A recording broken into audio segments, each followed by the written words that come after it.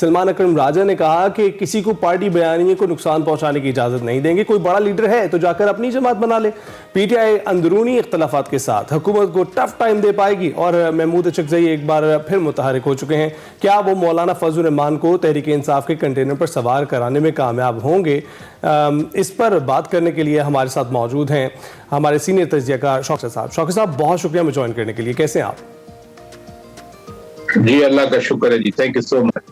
شوکت صاحب دیکھیے، سارے رہنما جو ہیں وہ الگ الگ ہوتے ہوئے دکھائی دے رہے ہیں پی ٹی آئی کا، تو اس وقت جو ایک ٹف ٹائم حکومت کو دینا تھا، یہ ٹف ٹائم تو پی ٹی آئی کو خود سے ملنا شروع ہو گیا ہے، اور ان کے جو رہنما ہیں ان میں ایک واضح ڈیوائیڈ نظر آنے لگ گئی ہے۔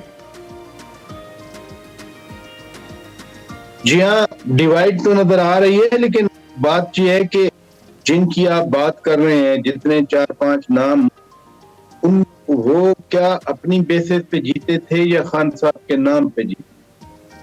کیا فرض کیا یہ لوگ چلے جائیں، 4-5 نام جن کو شوکات ملا یا ابھی تک نکالا تو نہیں گیا، دیکھتے ہیں کب ان کو نکالا جاتا ہے، تو کیا ان کی وجہ سے پی ٹی آئی تھی اتنی قوت بنی، عوام میں مقبولیت ملی، اور آج وہ کہتے ہیں کہ ہماری 180 سیٹیں تھیں؟ اس کا جواب یقیناً نفی میں آتا ہے، کیونکہ یہ ایک جو ویو چلی تھی خان صاحب کے نام پہ، اسی کے نام پہ ان کو ووٹ ملے، ادروائز تو بہت سارے لوگوں کو تو کوئی جانتا بھی نہیں تھا۔ ہاں، اورنگزیب خان کھچی صاحب یا ریاض فتحانہ صاحب وہ اپنی جگہ پہ پہلے بھی جیتتے رہے، اور وہ ہیں پالیٹکس میں۔ دوسری بات یہ ہے کہ یہ جو لڑائی والی سینیریو بنی ہے فواد چودھری صاحب اور شعیب شاہین صاحب کے درمیان، یا اس سے پہلے بھی فواد چودھری صاحب کچھ صحافیوں کو بھی مارتے رہے، یہ بھی تو پی ٹی آئی کا وہ ایز سچ تو نہیں ہے جس کو ہم کہیں کہ اتنا بڑا کوئی انٹرنل فیکشنلزم بن گیا۔ ہاں یہ ضرور ہے کہ ماضی میں بھی انہوں نے کہا ہم احتجاج لے کے آ رہے ہیں، تحریک چلا رہے ہیں، ہم ٹاپل کر دیں گے، وہ اکتوبر کا احتجاج ہو، 26 نومبر کا احتجاج ہو، یا اس سے پہلے جب 25 مئی 2022 کو خان صاحب خود لے کے سوابی سے آئے تھے احتجاج لیڈ کرتے ہوئے ٹی چوک میں، کچھ نہیں ہوا تھا۔ ایک تو مسلمہ چیز بن گئی پاکستان کی سیاست میں کہ سوائے پاکستان نیشنل الائنس کی 1977 کی تحریک کے علاوہ یہاں اس طرح کے احتجاجوں سے حکومتیں تبدیل نہیں ہوا کرتی۔ دوسری طرف آپ نے خود پنجاب کے حوالے سے اتنی بڑی جو ڈیولپمنٹس ہو رہی ہیں، یا فیڈرل گورنمنٹ کی طرف سے ڈیولپمنٹس ہو رہی ہیں، آخر وہ بھی تو کہیں نہ کہیں لوگوں میں، عوام میں، پاکستان کے سوسائٹی میں رجسٹر ہو رہے ہیں۔ صحیح۔ تو پرج صاحب آپ کو کیا لگتا ہے یہ جو اندرونی اختلافات ہیں، اس کی بیسک ریزن کیا ہے؟ کیا یہ وجہ ہے کہ جس طریقے کا احتجاج بانی پی ٹی آئی چاہ رہے تھے وہ ہو نہیں پایا، جتنا میسو کراؤڈ اکٹھا کرنا چاہ رہے تھے؟ کیونکہ کسی ایک بھی موقع پر ہم نے نہیں دیکھا کہ اتنی بڑی تعداد میں کارکنوں کو نکالنے میں یہ لیڈر جو ہیں وہ کامیاب ہوئے ہوں، تو اس وجہ سے آپس میں ان کا تناؤ ہے یا پھر کوئی اور مسئلہ ہے؟ نہیں، اگر تو احتجاج کامیاب نہ ہونے کی وجہ سے نکالنا ہوتا تو پھر یہ لوگ تو نہ نکلتے نا۔ ان کا احتجاج تو نہ ان کو ٹاسک ملا تھا، یہ جو 5-6 کی آپ بات کر رہے ہیں، یا باقی بھی چند نظر آ رہے ہیں۔ پھر تو جن کو میں پی ٹی آئی کے اندرونی اختلافات کی بات کر رہی ہوں۔ جی، میں وہی بات کر رہا ہوں کہ جن کو ٹاسک ملے یا تو خان صاحب ان کو نکالتے۔ ٹھیک ہے۔ دوسری بات یہ ہے کہ ایک مشکل ٹائم ہے پی ٹی آئی پہ، اس میں کوئی شک نہیں ہے۔ ان کے جو لیڈر ہیں جن کی وجہ سے یہ پارٹی ہے، آج اگر اسد کیسر صاحب، بیرسٹر گور خان صاحب، علی امین خان گنڈا پور، دیگر لوگ ساتھ ہیں پی ٹی آئی کے، تو وہ خان صاحب کی وجہ سے، وہ چاہے سابق صدر ڈاکٹر عارف علوی صاحب ہی کیوں نہ۔ اگر خان صاحب نہیں ہے درمیان میں، ان کے خان صاحب جیل میں ہیں، تو پھر ان کی اپنی جو کہتے ہیں پولیٹیکل اپروچز ہیں وہ تو ڈیفرنٹ ہے۔ جب پی ٹی آئی بن رہی تھی تو پتہ نہیں کہاں سے لوگوں کو لایا گیا۔ خان صاحب کو تو شام کو پتہ چلتا تھا کہ آج یہ آ رہے ہیں، دوپٹہ پہنا دیں، وہ دوپٹہ پہنا دیتے۔ بات یہ ہے کہ اس پارٹی کی ایوولوشن جیسے بنی، ان لوگوں کے درمیان وہ کوہین تو ایز سچ نہیں ہے۔ ہاں، خان صاحب پھر درمیان میں بیٹھے، وہ چیئر بیٹھے ہیں، 200 بندے ادھر بیٹھے ہیں، جو خان صاحب کہیں گے وہی بات مانی جائے گی۔ یہی بات شیر عبدل خان مروت کہہ رہے ہیں کہ یہ کیا وجہ ہے کہ جب ہم خان صاحب کے ساتھ بیٹھتے تھے ہم ساری باتیں کیا کرتے تھے. شیر افضل مروت خان کہتے ہیں کہ ہمیں تو پارٹی میں یہ بتایا گیا کہ اگر کوئی غلط فیصلہ ہو تو آپ پھر اس کے خلاف آواز بلند کر سکتے ہیں. آج وہ بقول شیر افضل خان مروت کے اگر آج ہم بات کریں تو پھر وہ ہمیں پارٹی سے نکال دیا جاتا ہے, یہ دھمکیاں دی جاتی ہیں. تو اس لیے یہ جو اندرونی اختلافات ہیں وہ ایک تو جو ایک انورس پیرامڈ لیڈرشپ بنی ہوئی ہے پی ٹی آئی کی کہ ایک ہی شخص ہیں, انہوں نے ہی فیصلے کرنے ہیں, انہوں نے ہی حکم دینے ہیں, وہ جیل میں ہیں.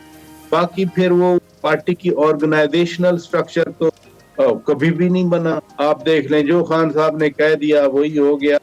اگر وہ بی لیول سی لیول کی لیڈرشپ کا باقاعدہ ایک ایوولوشن کے ذریعے پارٹی بنی ہوتی, مثلا مخدوم شاہ محمود قریشی صاحب سینئر وائس چیئرمین ہیں, وہ کہہ رہے ہیں کہ خدا کے لیے ہمارے پاس آ جائیں, جیل میں کسی وقت مل جائے تو آئیں, ہم سے مشورہ کر لیں, ہمارا 40-50 سال سیاست میں ایکسپیرینس ہے. یہ سینئر وائس چیئرمین. دوسری طرف آپ خود لاہور میں بیٹھے ہیں, اس پارٹی کے ایک صدر بھی ہیں by the way, us party کے ایک پریزیڈنٹ بھی ہیں بائی دا وے. وہ کہاں ہیں پرویز الہی صاحب؟ مجھے تو وہ کہیں نظر نہیں آئے. تو جو ایک آرگنائزیشنل سٹرکچر جو تحریک چلایا کرتا ہے وہ مسنگ. بالکل شوقی صاحب, وہ مسنگ تو ہے. اس کے علاوہ جو گرینڈ الائنس کا سٹرکچر ہے وہ آپ کو کیسا نظر آ رہا ہے؟ یہ تو پارٹی کا اندرونی سٹرکچر جو ہے وہ ٹوٹ پھوٹ کا شکار ہے, لیکن جو باہر گرینڈ الائنس بنانے کی باتیں ہو رہی ہیں وہ کہاں تک آپ کو کامیاب ہوتی ہوئی دکھائی دیتی ہے؟ محمود خان اچکزئی صاحب آ گئے, پھر مولانا کو آرام کرنے کی کوششیں جاری ہیں. اس کے علاوہ سلمان اکرم راجہ صاحب کہہ چکے ہیں کہ اپوزیشن الائنس خوشائند ہے, قوم بھی یہی چاہتی ہے. آپ کیا کہیں گے اس پہ؟